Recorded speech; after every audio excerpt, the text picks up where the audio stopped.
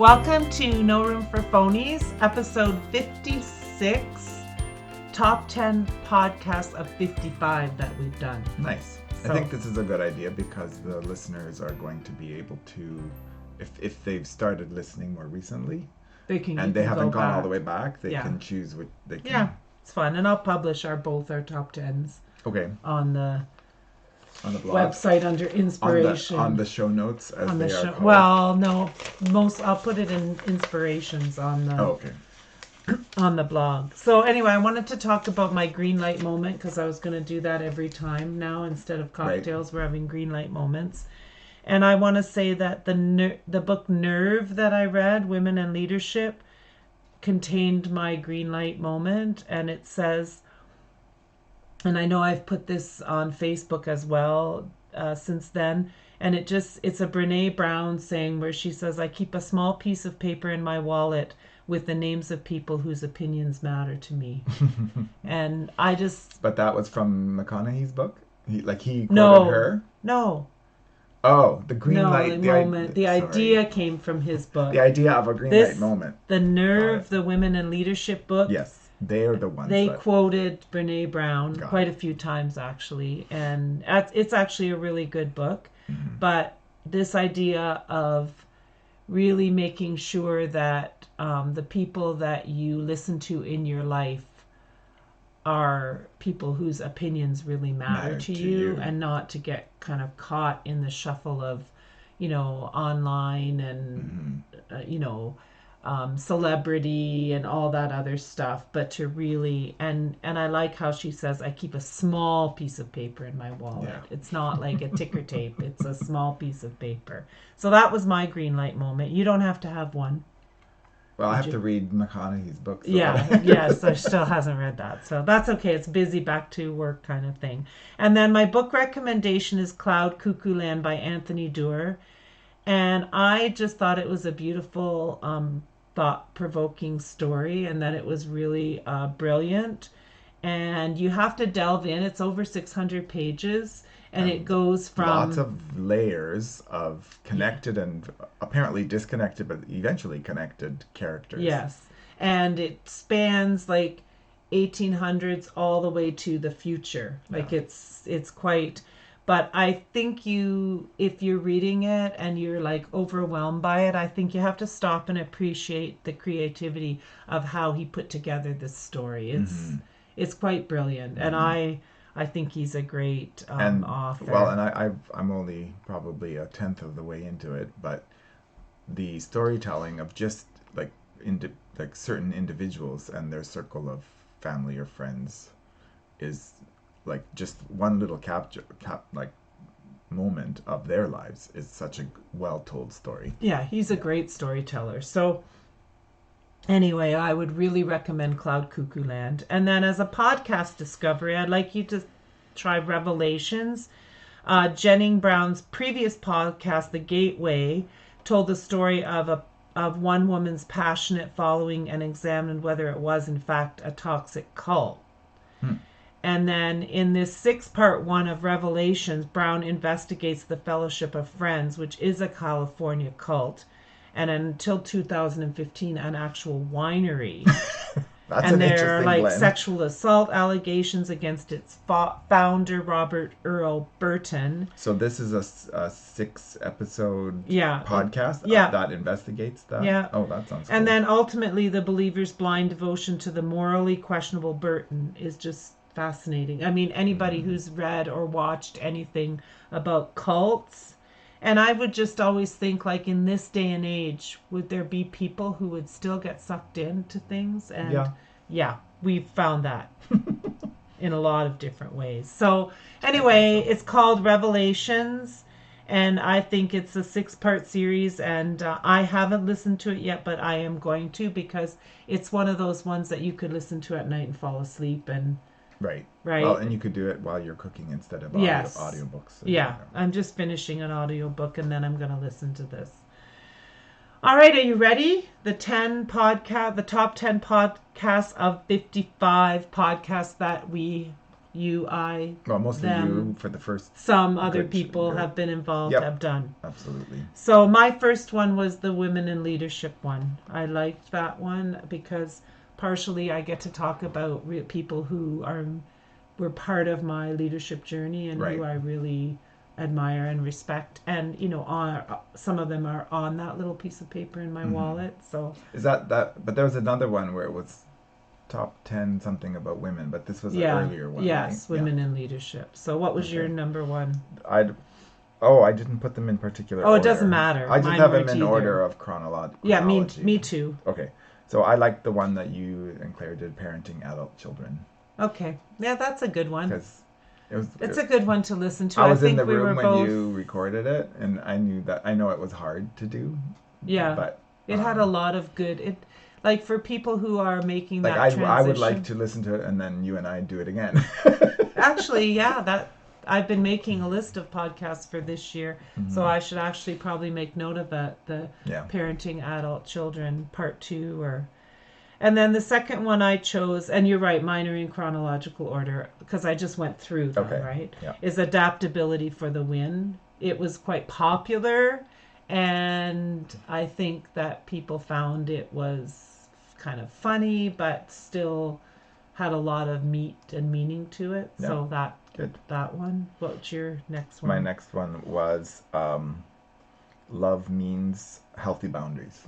Yes. And I thought that was a good one. Plus, boundaries became very important to us so early on in our relationship with our extended family and everything. Right. That I really learning about appropriate boundaries is actually life-changing. So if you haven't listened to that one, probably is. And if you haven't read anything by Cloud and Townsend, it's a good idea to read.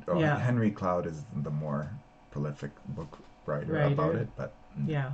So my third one was When I Know Better, I Do Better. Yeah, I almost picked that one. And that's a shout out to Maya Angelou and her that, every day you are who you are in that moment, and you're influenced, of course, by what you did yesterday, but the next day you're better based on what you've... Like learning from your mistakes. And just being better at understanding, better at cooking, better at... whatever. You learn tricks to do things easier, better, and more efficiently if you work at it. If you don't just get stuck. We both know what we're talking about, but we're not going to go there. So anyway, that was number 3 for me because I am a big fan of Maya Angelou. Yes. I like the fun one that was it you and Sebastian? The best food I ever cooked? Yeah. Did I not do that one? You top 10. Oh, I did top 10 things to come out of my kitchen. Yeah, so this one was earlier, I think.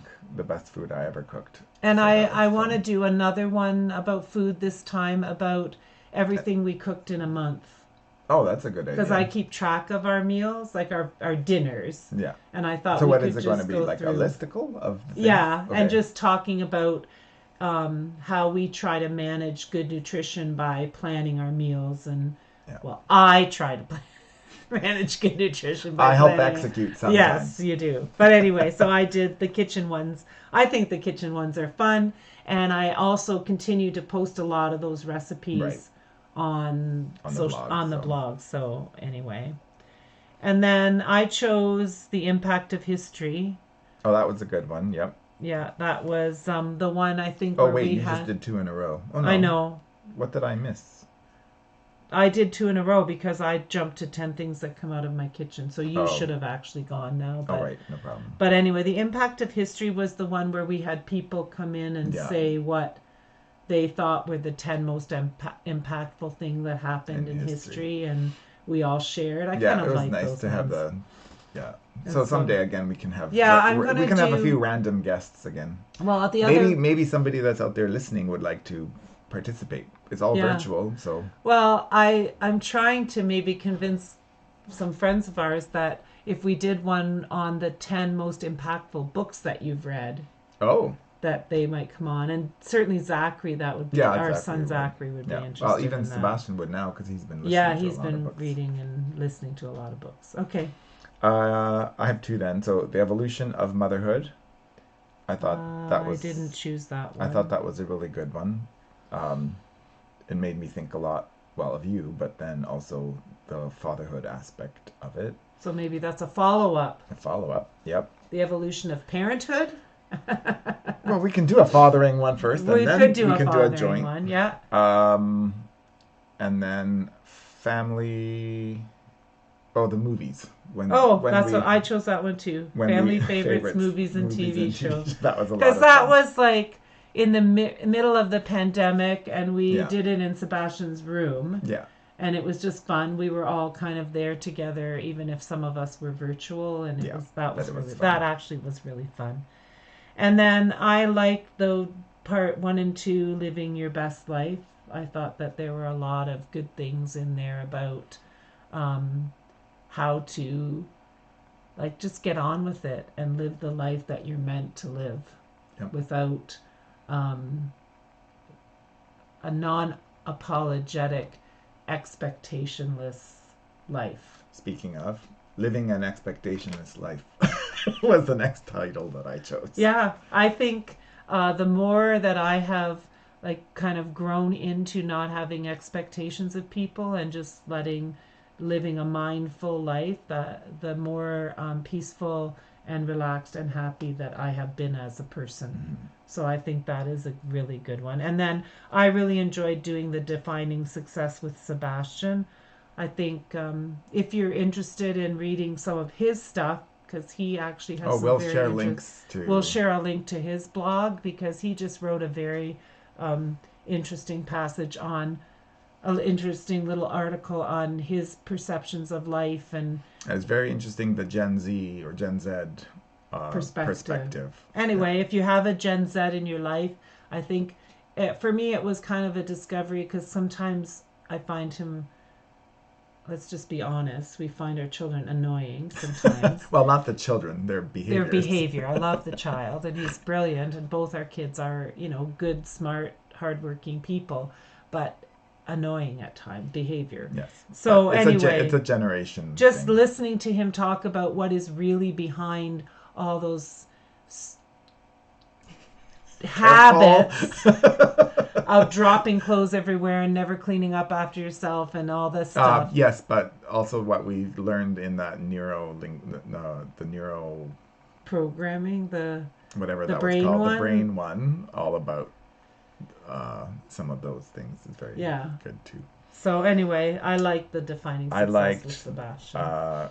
So then my last 3 are all from the school series. Oh, okay. So I liked the 10 ideas that would make public education better for kids. Oh no, that was before the school That was series. even before it, but that's maybe if Stephen Lecce is listening, he should. Any of you can forward it on to him. Forward on to Stephen Lecce. If 100 of you did, he might actually read it. Yeah. And mine from that one was, what do you want from your child's school? I liked that one because it's very practical and puts things out there and it makes it like evident that there are things that you can actually, as a parent, ask to see and be part of and do. So I like that one. And then my last 2 were things you should see in every classroom, because again that was very practical and very visual. And I'm going to say that they are some of the things that you should see in an online classroom as well. Absolutely. Like none of them were like physical things. A lot of them were not physical things. They were ways of being. Yeah. And so if your child is still online, you should be able to observe those things when they are online with their teacher. That should not be hard. No. And then my last one was what to do if your child doesn't want to go to school.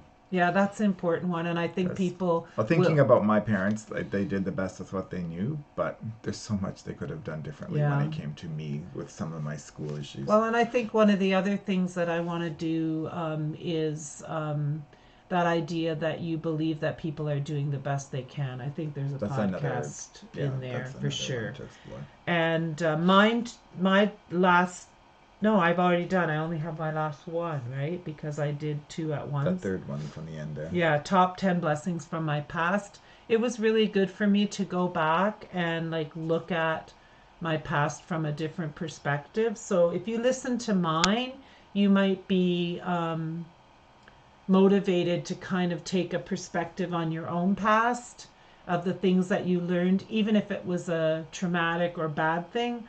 I think what we have to do is draw the good and the learning out of what our past involves and then move forward. So, and I mean, I can triumphantly say that I've been able to do that. I certainly have things that trigger me into being activated or whatever, but I think generally I have learned when to take a stand, and I certainly know myself and my own principles and moral compass and values way better than I did, I'm going to say, 5 years ago. Yeah, well, and hopefully we all do that, right? So that's it. So go back, have a look. I'm going to put these lists on so that you can see the ones that we thought were our favorites. And I mean, I've certainly said if you had a favorite that you liked and we didn't mention it, you can certainly... Or if there's topics from past ones that you'd like us to explore again or in a different way. Well, we've come up with a few things already that we want to do as part of our kind of our next phase of our journey. So that's great. But January 30th, we're going to do the trouble with status. That's a good one. Because there is trouble. I'm trying to trouble in there's trouble in River City. River City. But I'm just saying, I think the search for, the feeling that all the things to do with status really cause. And there are so many hidden ways that we fall into the trap of status. So it's really interesting. Yeah. So we're going to do a conversation about status and why it's bad. We're not even going to say it's good. We're just the pursuit of status. Pursuit of status. Status is bad. Yeah. It's like it's the second root of all evil. Yeah. So thanks for joining us. This is a short one on No Room for Phonies. And I hope you appreciated our top 10s. And go ahead, delve in, look back on the blog. All the podcasts are posted on the blog. NoRoomForPhonies.com. Yes, so don't No Room for with the number four. Phonies. Or if you search No Room for Phonies, Live Your Best Life, it also comes up interesting in Google. So yay, you rank in Google. I rank in Google. So anyway, status. Ooh. And if you know me at all, you know that I don't do any of this for status. If I did, I'd have quit long ago because there is no status in this. It's just us trying to share what we love and know and have learned in order to make the world around us a little better place. So episode 56, the top 10 podcasts of 55. Have a good end of January. Thanks for joining us on No Room for Phonies.